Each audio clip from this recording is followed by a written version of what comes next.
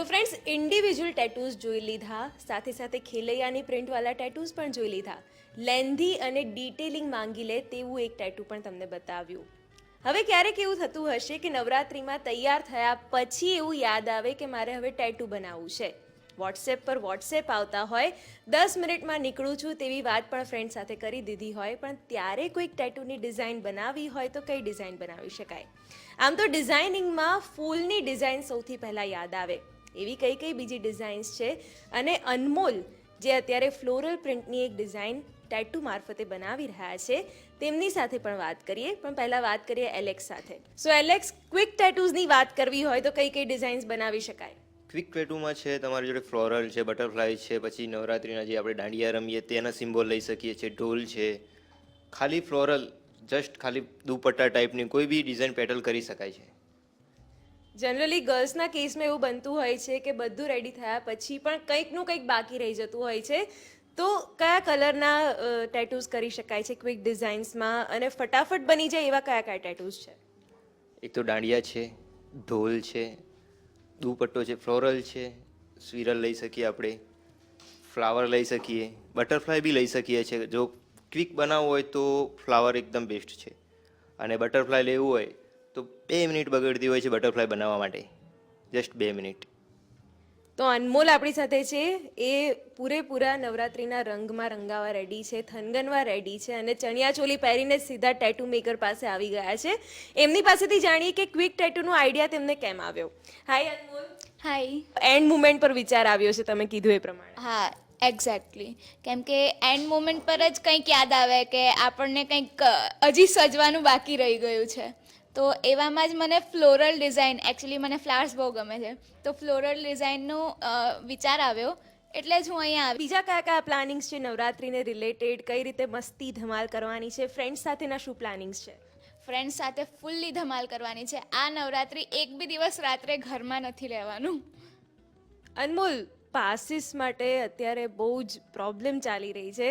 તમે કઈ રીતે પાસીસ અરેન્જ કર્યા છે? કઈ રીતે ગ્રુપમાં ફેમિલી સાથે નવરાત્રિ એન્જોય કરવાના છો? એ તો ગ્રુપમાં કોઈનો ને કોઈનો જુગાડ લાગી જ જાય છે દર વખતે. હંમેશા એવું જ થતું હોય છે કે आज मेरे यहाँ के पास आए हैं, चलना है, ऐसा ही होता है, हर बार ऐसा होता है. અનમોલ, શોપિંગ કઈ કઈ કરી છે? શોપિંગમાં ચણિયા ચોલી લીધી છે, ધેન ઓર્નામેન્ટ્સ. લો ગાર્ડન પર ઓર્નામેન્ટ્સ સુપર મળે છે, અને એની સાથે મેચિંગ દુપટ્ટાસ. ટેટુની જ વાત કરીએ તો ટેટુ માટે કંઈક એવું નવું વિચાર્યું છે, અલગ કરવાનું, કંઈક યુનિક કરવાનું? હા, આ વખતે અમે છે ને ગૂગલ પર બહુ જ બધા નવરાત્રિ ટેટુ સર્ચ કર્યા હતા. એમાંથી અમને છે ને દાંડિયાનું ટેટુ બહુ જ ગમ્યું હતું. તો અમારા ગ્રુપની આઈડેન્ટિટી માટે અમે લોકોએ દાંડિયાનું ટેટુ વિચાર્યું છે કે બધા જ કરાવીશું. અમે જે 10 લોકો છીએ ગ્રુપમાં, એ બધા જ અમે લોકો દાંડિયાનું ટેટુ કરાવવાના છીએ. ઇન ધીસ કેસ મારે એલેક્સને પૂછવું પડશે કે જો આખું ને આખું ગ્રુપ આવા ક્વિક ટેટૂઝ માટે આવી જાય તો એ લોકો કઈ રીતે હેન્ડલ કરે છે આટલા મોટા ગ્રુપ્સને, એ વિશે એલેક્સ પાસેથી જાણીએ. એલેક્સ, જણાવશો ક્વિક ટેટૂઝ કઈ રીતે કરો છો પછી? જો ગ્રુપમાં ક્વિક ટેટુ આવી જાય તો અમે એક સિમ્બોલ લઈ લઈએ છીએ, જે પૂરેપૂરે જે ટીમ હોય, એમની જે ગ્રુપ હોય, એમના પર અલગ અલગ જગ્યાએ બનાવી આપતા હોઈએ છીએ. અને પછી ફ્રેન્ડ્સની અલગ અલગ ડિમાન્ડ્સ હોય, ક્યારેક એવા ડિસ્કશન્સ નીકળતા હોય, એવું કંઈ બન્યું છે તમારી સાથે? હા, ક્વિક ટેટુમાં અમુક ટાઈમે એમ થતું હોય કે મારે આ જોઈએ છે, મારે આ જોઈએ છે, બટ અમે સજેસ્ટ કરતા હોઈએ છીએ જો ગ્રુપ છે તો ગ્રુપનો એક સિમ્બોલ રાખો, અને ગ્રુપમાં નવું કરતાં એક જેવું રાખો. એલેક્સ, કેટલાક ફોન્ટ્સની ડિઝાઇન્સ જોઈ છે, અલગ અલગ ફોન્ટ્સમાં પણ તમે ટેટૂઝ કરી દેતા હોવ છો, કોઈ લેટર્સ ટાઈપ કરવા હોય તો એવા કોઈ ફોન્ટ્સ નવા માર્કેટમાં અત્યારે આવ્યા હોય અને ટ્રેન્ડમાં હોય તો તેની વાત કરશો?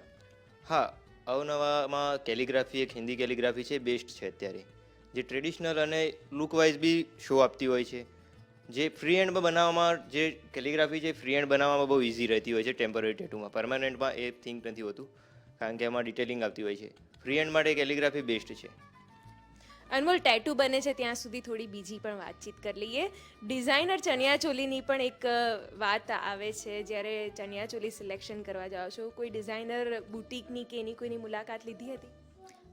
ડિઝાઇનર બુટીકની મુલાકાત તો લઈએ જ છીએ, પણ પછી સેમ એ જ વસ્તુ આપણને જો સ્ટ્રીટ્સ પર મળી રહેતી હોય તો પછી બુટીકનો કોઈ મારા હિસાબથી તો કોઈ જ મતલબ નથી રહેતો, કેમ કે સેમ એ જ ડિઝાઇન મને જો સ્ટ્રીટ પર મળી જાય તો મને તો બુટીકમાં જે પૈસા આપવા પડે એ જ હું સ્ટ્રીટમાં ઓછા પૈસાથી લઈ શકું છું.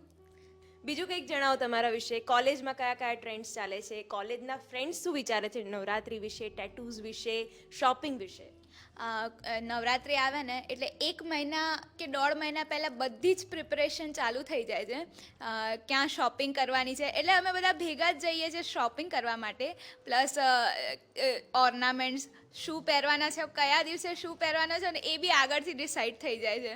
પ્લસ ક્યાં ક્યાં જવાનું છે અને જે જગ્યાએ જવાનું છે ત્યાં કેવા લોકો હશે આસપાસ, અને નવરાત્રિમાં શું ન્યૂ ટ્રેન્ડ આવી રહ્યા છે, તો એ હિસાબથી સજી ધજીને હંમેશા જવાનું. એલેક્સ, તમે તો ટેટુ બનાવવામાં જ બિઝી રહેતા હશો ને? હા, નવરાત્રિમાં અમે ટેમ્પરરી ટેટુ બનાવવામાં જ બિઝી હોઈએ છીએ. પણ ક્યારેક એક દિવસ તો જતા હશો ને ગરબા ગાવા? હા, એક દિવસ છેલ્લો દિવસ છે અમારા માટેનો. તમે ટેટુ બનાવો છો? હા, કેમ નહીં. અમે 2 આર્ટિસ્ટ છીએ, અહીંયા બીજા આર્ટિસ્ટ અમારી બીજી બ્રાન્ચ પર છે. બધા ભેગા થઈને પછી અમારું ગ્રુપ જે હોય એ ફૂલ બોડી ટેટુ બનાવીને જતા હોઈએ છીએ. એલેક્સ, તમારું મોસ્ટ ફેવરેટ ટેટુ કયું છે? કઈ ડિઝાઇન છે જે તમે આંખો બંધ કરીને તમારા માટે સિલેક્ટ કરો? ખેલૈયા. અને જો કોઈ બીજાને સજેસ્ટ કરવું હોય તો? તો ફર્સ્ટ એમની ચોઈસ, પછી આપણું સજેશન. જી બિલકુલ. તો ફ્રેન્ડ્સ, ટેટૂઝ અને ટેટુ આર્ટિસ્ટની પણ એક અલગ જ દુનિયા છે. એ લોકો બીજાને રંગે છે અને એમની દુનિયા રંગીન બનાવે છે ટેટૂઝથી, અને પોતે એક દિવસ ગરબા ગાઈને જ સેટિસ્ફેક્શન મેળવી લે છે. અનમોલ, ટેટુ સિવાય એને જ રિલેટેડ એક બીજી પણ વસ્તુ છે, બિંદી. અને ચણિયાચોલી બિંદી વગર તો અધૂરા જ છે. અને બિંદીમાં પણ ઘણા બધા ટ્રેન્ડ્સ છે, ઘણી બધી નવી નવી ડિઝાઇન્સ છે, ઘણી બધી વેરાયટીઝ છે. અનમોલ પાસેથી જ જાણીએ કે અત્યારે એ લોકોને કઈ રીતની બિંદીને એ બધું પસંદ આવી રહ્યું છે. અનમોલ, બિંદીની ડિઝાઇન વિશે કંઈ વિચાર્યું છે?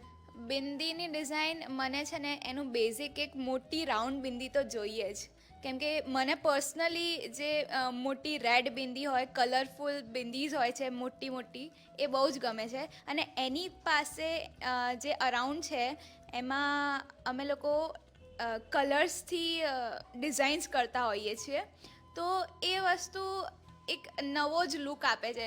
સ્પેશિયલી ચણિયાચોલી સાથે, જે કલરની ચણિયાચોલી પહેરી હોય એ કલરની બિંદી લગાવીને અલગ અલગ કોન્ટ્રાસ્ટ કરવાના ડિઝાઇન્સમાં, એ મને બહુ જ ગમે છે. Alex, you are the tattoo artist, તો ટેટુ બિંદી બની શકે? હા, કેમ નહીં. અલગ અલગ ટાઈપની, અલગ અલગ કલરની, ચોઇસેબલ, કવવાળી, રાઉન્ડવાળી, જે ટાઈપની જોઈતી હોય ટેમ્પરરી ટેટુમાં આપણે બિંદી બનાવી શકીએ છીએ. જી, અને બિંદીમાં કઈ કઈ ડિઝાઇન્સ અત્યારે ઇન છે? લાઈક ફોરહેડ પર એકદમ સરસ લાગે એવી કોઈ બિંદીની ડિઝાઇન સજેસ્ટ કરવી હોય GSTVના વ્યુઅર્સને તો ફ્લોરલ લઈ શકાય કોઈ બી. તો ફ્રેન્ડ્સ, જ્યાંથી વાતની શરૂઆત કરી હતી ફ્લોરલ પ્રિન્ટથી, તો બિંદી શેપમાં પણ આપણે ફ્લોરલ ટેટૂઝ કરી શકીએ છીએ.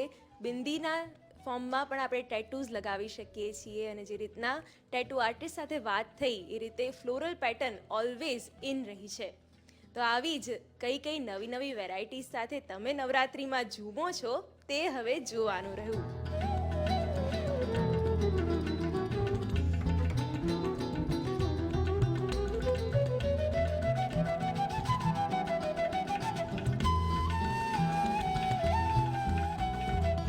તો આટલા બધા ટેટૂઝ જોયા પછી મને પણ મન થઈ ગયું એક સરસ મજાનું ટેટુ હું પણ એક્સપેરિમેન્ટ કરી લઉં. તો હું પણ નવરાત્રિમાં જ્યારે ક્લબમાં કે પાર્ટી પ્લોટમાં કે શેરીમાં ગરબા ગાવા જાઉં તો હું પણ જરા સ્ટાઇલો મારી શકું અને નવું ટેટુ મારા ફ્રેન્ડ્સ અને ફેમિલીવાળા પણ જોઈ શકે.